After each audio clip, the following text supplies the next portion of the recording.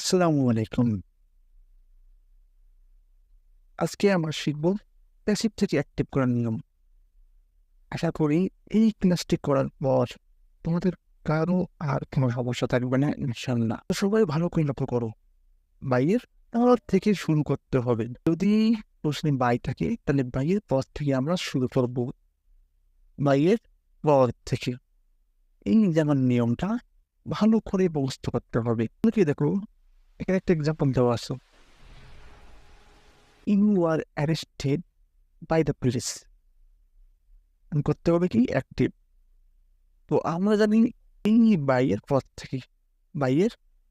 পর থেকে শুরু করতে হবে। তো আমরা যদি এখানে শুরু করি আমাদের প্রথম কি হবে, বাইয়ের পর কিছু দা পুলিশ, এই দা পুলিশ লিখতে হবে। তবে আমাদের কিছু জিনিস বস্তু রাখতে হবে যে আমাদের কি কি চেঞ্জ করতে হবে ভয়েস করার ক্ষেত্রে। তো লক্ষ্য করে দেখো, আমাদের এই চারটা মুখস্থ করতে হবে। স্পেসিফিক থেকে অ্যামিজার, তারপর কি ভার্বের বেস ফর্ম, ভার্বের বেস ফর্ম কি হবে, যদি ওয়াজ থাকে তাদেরকে ভার্বের পাস্ট ফর্ম অর্থাৎ ভি টু। এবং যদি প্যাসিভে কি থাকে বিং থাকে তাহলে বিংটা কি হয়ে যাবে বা আইএনজি ফর্ম। এবং বিং থাকলে এর পরিবর্তে হবে ভার্বের থ্রি। আর যদি থাকে মডাল প্লাস বি তাহলে ওর পরিবর্তে একটি হবে শুধু কি মডাল। তোমরা যদি এই পাঁচটা জিনিস মুখস্থ করতে পারো তাহলে আমি তোমাদের গ্যারান্টি দিচ্ছি যে ভয়েসে আর কোনো সমস্যা হবে না ইনশাল্লাহ। ভয়েস মানে কিন্তু কি, ভার্বের থ্রি, এইগুলোর উপর কি থাকবে ভার্বের থ্রি, এটা মাথায় রাখবা। তো এখন আমরা দেখো প্রশ্নটার সমাধান করবো। এখন খেয়াল করি দেখো, বাক্যে গিয়েছে you are arrested by the police, by দেওয়া আছে কিন্তু। তো আমরা কি জানি বাইয়ের পরের অংশ থেকে শুরু। তো বাইয়ের পর কি আছে দ্য পুলিশ, আমরা দেখি দ্য পুলিশ। তুমি খেয়াল করো এখানে আমাদের কি আছে, আর অ্যারেস্টেড, আর অ্যারেস্টেড। আমরা একটু আগে পড়ছিলাম কি, এই দেখো অ্যামিজ আর, তাহলে কি হয় ভার্বের ওয়ান, তবে তার সঙ্গে ইজ ফ্রম। তো এখানে কি আর যেহেতু আছে মানে কি হবে ভার্বের ওয়ান অথবা কি ইজ ফ্রম।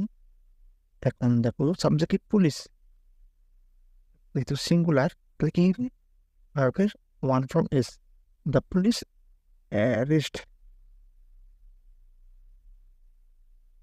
Arrest hello. এখন বলতে হবে যে কি আছে বাকি আর কি বাকি আছে, এই ইউ মুছে দাও ই। তাই আমরা অ্যান্সার কি পাইলাম, দ্য পুলিশ অ্যারেস্ট ই, এটা পাইলাম। এখন একটা প্রশ্ন হলো যে আমরা যখন প্রশ্ন সমাধান করি তখন তো এই বাইটা দেওয়া থাকে না, অনেক ক্ষেত্রে বাই দেওয়া থাকে না। তখন আমরা কি করব? হ্যাঁ, এখন আমরা সেটাই শিখব। ভালো করে দেখো, এখন ভালো করে শিল্পী দেখো, যদি প্রশ্নে বাই না থাকে, এই দেখুন যদি প্রশ্নে বাই না থাকে তাহলে আমরা কি করবো, ভি থ্রি এর পরে তোমার মনের ইচ্ছা মতো তুমি একটা সাবজেক্ট নিবা। যদি তোমার সন্দেহ লাগে তুমি কাজ করবা, তুমি বলা আছে যে উই, দে অথবা পিপলি, উই, দে, পিপল, এই তিনটা যে কোনো একটা দিন নেই সেটাই হবে। বুঝতে পারলাম?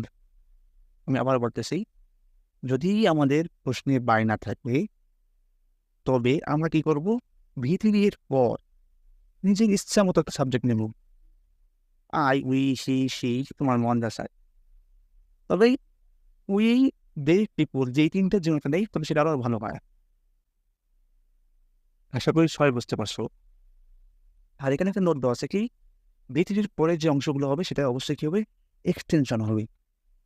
অর্থাৎ এই এক্সটেনশনগুলো আমরা কি করবো, সবার শেষে বসে দেবো, সবার শেষে। এখন দেখো একটা আমরা এক্সাম্পল করবো এই আলোকে।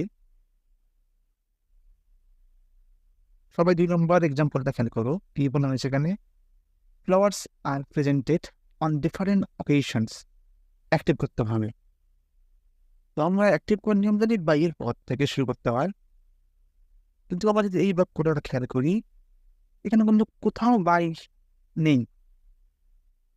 তো বাই যদি না থাকে তো কি করতে হবে, আমাদের যে V3 আছে না, সেখানে কি করতে হবে, কি ইচ্ছে মতো একটা সাবজেক্ট ধরে নিতে হবে। এখানে V3 কোনটা, কিন্তু এই যে প্রেজেন্টেড, প্রেজেন্টেড এখানে কি করবো, আমাদের ইচ্ছা মতো সাবজেক্ট ধরে নেবো। তো বলছি উই দে পিপল, এগুলো ধরলে সবচেয়ে ভালো হয়। ধরলাম আমরা উই ধরলাম, কি ধরলাম, উই লাভ, উই ধরলাম উই।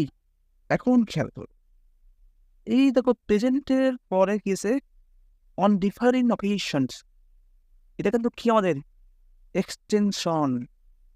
ই এক্সটেনশন, আমরা জানি কি এক্সটেনশন কথা বলছে সবার শেষে। তার মানে আমি কিন্তু আর সামনের দিকে যেতে পারবো না, আমাকে কি করতে হবে, ব্যাক আসতে হবে, ব্যাকে।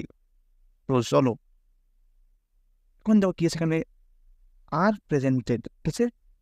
আর আমরা জানি আর থাকলে কি হয়, আমি আবার দেখাই আমাদেরকে। হ্যাঁ, আর থাকলে কি হয়, ভার্বের ওয়ান অথবা এস ফ্রম। তো প্রেজেন্টেড এটা ভার্বের থ্রি, এর বিধান কি হবে, present, we present, present sorry কি হলো, উই প্রেজেন্ট and কি said flowers, আমি লিখলাম flowers।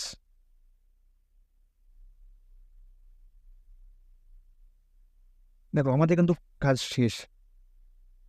প্রেজেন্টেড যেখানে ভিতরি, এখন বাই নেই, ওখানে কি করলাম, ধরলাম উই।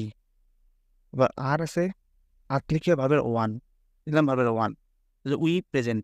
আর কি আছে আমাদের, ফ্লাওয়ার্স, দিলাম ফ্লাওয়ার্স। এখন বলছিলাম কি এক্সটেনশন কি বলছে, সবার শেষে। তো ভাই এখানে এক্সটেনশন কি, অন ডিফারেন্ট অকেশনস লিখলাম, অন ডিফারেন্ট occasions, আচ্ছা তাই, ডিফারেন্ট অকেশনস। আমি আশা করি সবাই তোমার ক্লিয়ার করে বুঝতে পারছো। তোমাদের অ্যান্সারটা কি হলো, তো আমাদের অ্যান্সারটা কি হলো, we present flowers on different occasions, different occasions. তো আমি আশা করি তোমরা সবাই বুঝতে পারছো। এখন তোমার এই নিয়ম অনুযায়ী তুমি তোমার ইচ্ছে মতো সব প্রশ্ন সমাধান করবো। দেখো সব কিন্তু পানির মতো ক্লিয়ার হবে ইনশাআল্লাহ। আজকের মতো এখানেই রাখিস।